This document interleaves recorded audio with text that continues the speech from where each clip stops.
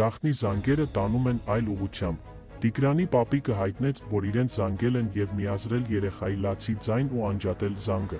Ոստիկանները պարզեցին նրա ինքնությունը, ձերբակալված է հանցանքը կատարած անձը։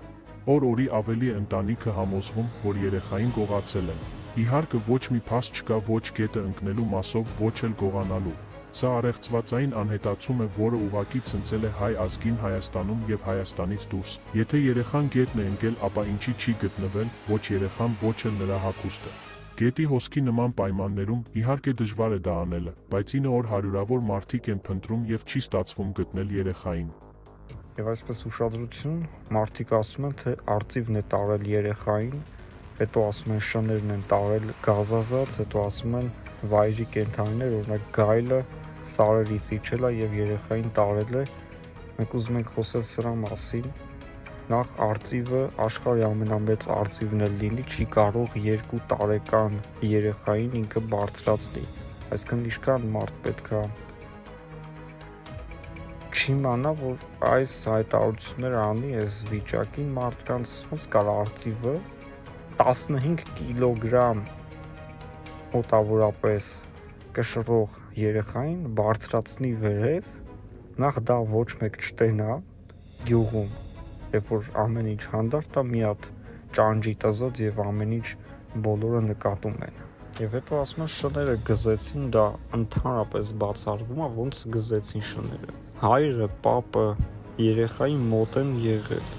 Երեխան անհետացել է ըստ հոր 10-15 րոպե։ Շները երբ որ հարձակվում են, իրանք պետքա հաչային եւ բարձր աղմուկը լիներ, երեխան պետքա գոռար եւ ոչ մեկ ոչ շան ձայն լսել, ոչ էլ երեխայի գոռոց առավել եւս։ Ինչ վերաբերում է գայլերին, այդ նույն պատասխանը կտանք, նույն շան պատասխանը, որ պետքա բացառվի կենդանիներին մեղադրելու, որովհետև դա նույնիսկ փրկարար ծառայության նյարդերի վրա է ազդում,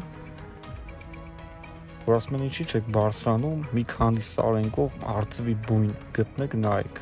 Երեխան կարող է գետը չի ընկել, այլ ուրիշ վայրում է գտնվում, առևանգել են կամ էլ ուղակի ինչ-որ այլ փոս է ընկել գյուղերում կպատահեն վայրեր, որոնք երեխաների համար վտանգավոր են։ Բայց մենք վստահ ենք, որ բոլոր այդ վայրերում ուսումնասիրություն կատարվել է եւ արդյունք չի եղել։ Իսկ բոլոր վարկածները, որ համեմատում ես, այսպիսի անհետացումը կամ առևանգումն է, որը այդքան էլ հավանական չի, որովհետև մեքենա չենք տեսել, մարդ չենք տեսել, խանութի տեսախցիկները երեխային չեն ֆիքսել, մեքենաներ չեն ֆիքսել։ Գետը ընկնելը փրկարար ծառայությունը համարում է գլխավոր հնարավոր վարկածներից մեկը կամ ամենահնարավորը եւ դրա համար է, որ աշխատանքները տարվում են հենց գետի ուղղությամբ։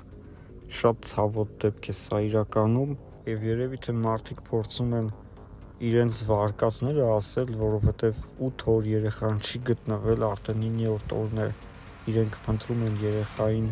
ու չի գտնվել երեխան, փորձում են ամեն մեկ իր կողմից մի բան ասի, որ գնացեք ստեղ նայեք, արծիվնա տարել, շուննա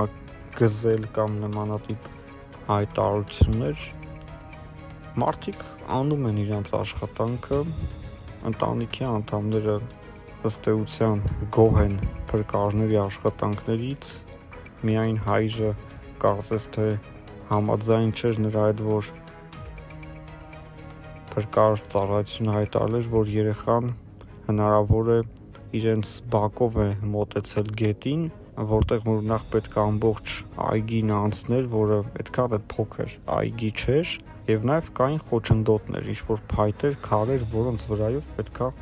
երեխան անցներ, եւ հայրը ասում է, որ երեխաս այդ ճանապարհով չէր գնա գետ, եւ իրենք էլ կանգնած են եղել այն ճանապարհի վրա, որտեղ որ երեխան խաղացել է, որը գնում է նաեւ դեպի գետ, եւ իրենք չեն նկատել, որ երեխան եկել է եւ իրանց կողքով անցել է։ Բայց բնականաբար չես կարող բացառել գործանող մարդիկ 2 տարեկան երեխան կարող աննկատ քայլի, որ ոչ մեկ չնկատի։ Եվ այսպես արհեստական բանականությունը պատասխանում է, թե ինչ է լինում երեխայի հետ, երբ որ նա ընկնում է գետը եւ ցավոք սրտի խեղդվում է։ Եթե գետը ավելի վարար է, բնականաբար տեսանելիությունը գետի հատակը կլինի գրեթե անհնարին։ Իսկ մենք այստեղ ունենք վարար եւ որոշ հատվածներում խորը գետ, որտեղ որ արդեն 9-րդ օրն է անցնում են փրկարարական որոնողական աշխատանքներ եւ արդյունքի չենք հասնում։ Հետաքրքիր է, թե ինչ է տեղի ունենում, եթե մենք վերցնում ենք հիմա այն վարկածը, որ երեխան գետն է ընկել, ապա ինչ կարող էր նրա հետ տեղի ունենալ, ոնց գտնել եւ որտեղ փնտրել։ Գետը անշնչացած մարմինը իջեցնում է հատակը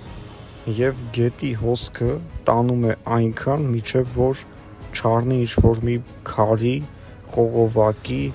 ինչ-որ մի ծառի եւ հնարավոր ցանկացած խոչընդոտի։ Այսինքն, եթե մարմինը չի բախվում ինչ-որ մի բանի, դա կարող է կիլոմետրերով գետի հետ հոսել։ Բայց մենք տեսնում ենք, թե ինչպես են աշխատանքներ կատարվում եւ մենք վստահ ենք, որ ամեն ինչ իրականացվում է բարձր մակարդակի վրա։ Ուղղակի սա արհեստական բանականության պատասխանն է, որը ներկայացնում ենք ձեզ։ Եվ շատ հետաքրքիր պատասխան տվեց, որ եթե նույնիսկ մի քանի օր, նույնիսկ մի շաբաթ եւ ավելի մարմինը չկարողանան գտնել,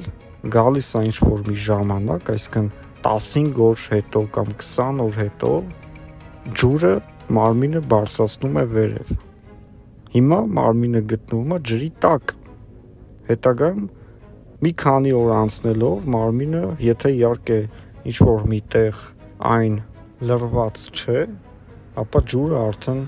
երեխայի տեղը կարող է բացահայտել։ Իհարկե սա ասում ենք այն վարկածը, որ երեխան ընկել է գետը եւ չենք ուզում ասել, որ սա միակ վարկածն է, որ երեխան կարող է մահացած լինել։ Մենք եւս չենք բացառում առևանգելու հանգամանքը, որովհետեւ ամեն ինչ իհարկե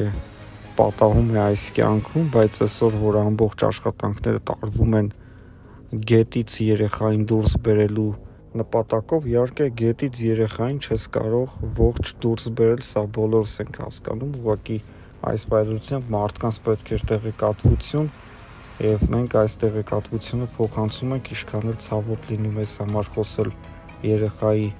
նման վատ ճակատագրի մասին։ Այս պարագայում միակ լավ բանը, որ կարող է տեղի ունենալ, դա երեխայի առևանգված